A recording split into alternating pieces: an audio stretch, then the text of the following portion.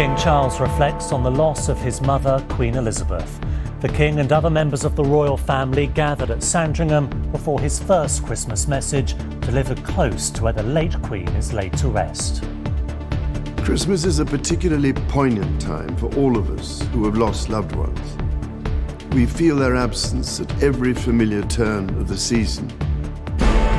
Also ahead, one woman is killed after a pub shooting on Christmas Eve, and from a bomb shelter to the London stage, a dream come true for the Ukrainian girl who won hearts around the world.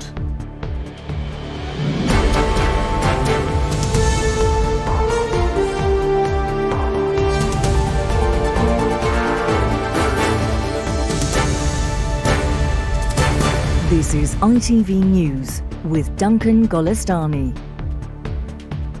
Good afternoon. King Charles has used his first Christmas broadcast to pay tribute to his beloved mother.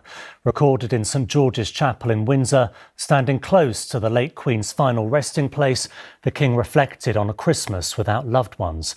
He also remarked on times of great anxiety and hardship for families around the world. And as our royal editor Chris Shipp reports, for the first time since the pandemic, the royal family gathered in Sandringham for their traditional festivities. The Christmas morning scene at Sandringham was so familiar, yet without Queen Elizabeth, so very different. They still gathered en masse at 11 o'clock. The crowds were still there as the royals went to church in St Mary Magdalene. But leading the family today was the King and Queen Consort, with William and Kate and their 3 children close behind. And a surprise appearance from Prince Andrew after he settled his legal case earlier this year. Allowed to attend the service today on the right here, but he was either told to keep a little distance or did it anyway. But the passing of the Queen meant this family and many parts of the nation today sat down to a different Christmas broadcast at 3 o'clock.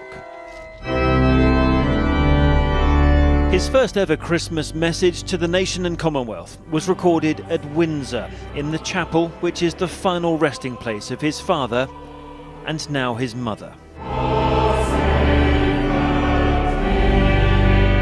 I'm standing here in this exquisite chapel of St George at Windsor Castle, so close to where my beloved mother, the late Queen, is laid to rest with my dear father. Christmas is a particularly poignant time for all of us who have lost loved ones. We feel their absence at every familiar turn of the season and remember them in each cherished tradition. But in a year which has seen war return to a country in mainland Europe and an economic crisis at home, the King praised the community spirit which is helping those who, this year in particular, are very much in need. At this time of great anxiety and hardship, be it for those around the world facing conflict, famine or natural disaster, or for those at home finding ways to pay their bills and keep their families fed and warm, we see it in the humanity of people throughout our nations and the Commonwealth who so readily respond to the plight of others. Royal Aid said the King's reference to families keeping fed and warm was a statement of fact rather than a comment on politics. But there was no comment from the King on his own family's politics.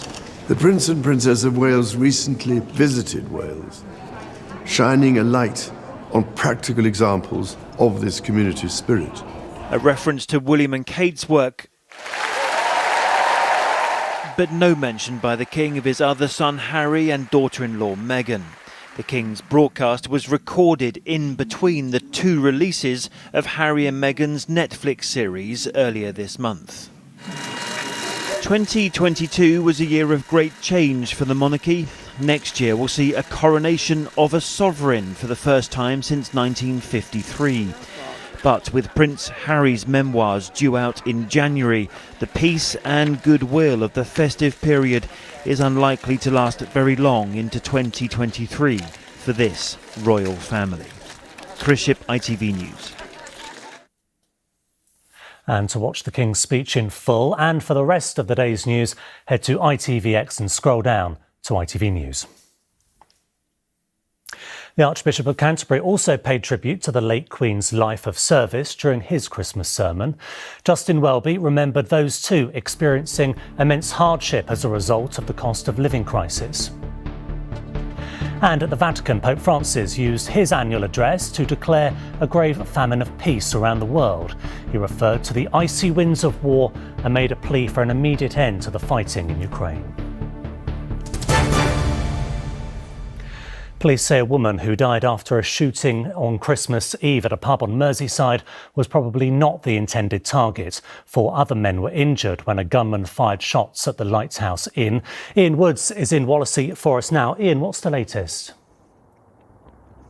Well, behind me in the pub, there are still bottles and glasses on the tables, just as they were when the shots rang out just before midnight. A festive occasion which ended in horror. A neighbour describes what happened.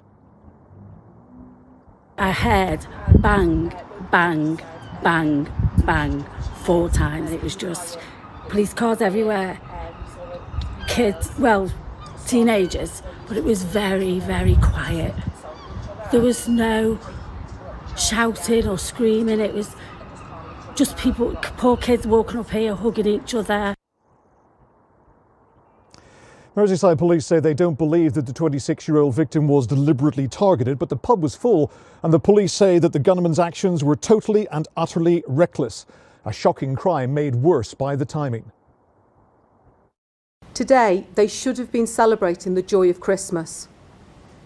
Instead, they're trying to come to terms with what has happened and come to terms with the loss of a much-loved daughter and sister. The fact that this has happened on Christmas Eve makes the tragedy even more unpalatable and shows those responsible have no regard for members of the public. One of the young men injured is described as being in critical condition in hospital. Now, detectives want to trace a dark-coloured car, possibly an A-class Mercedes, which was seen driving away from the scene immediately after the shooting. Now, this pub should have been hosting Christmas lunch for its customers today. Instead, it's still a crime scene here.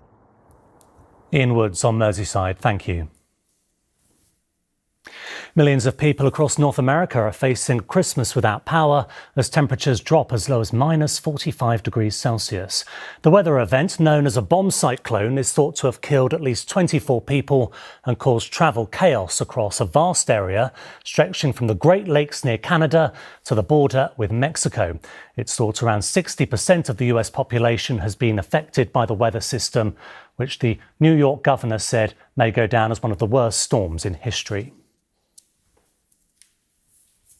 And finally, a young Ukrainian girl who won hearts when a video of her singing in a bomb shelter was shared online has received the ultimate Christmas surprise.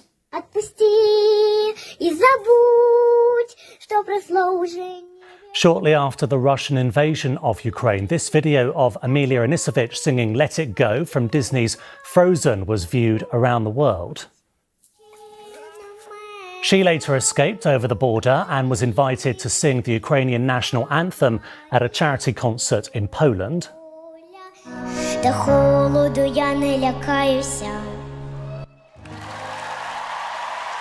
Now she's performed on stage at ITV's New Year concert, but little did she realise the cast of Frozen were waiting in the wings to surprise her.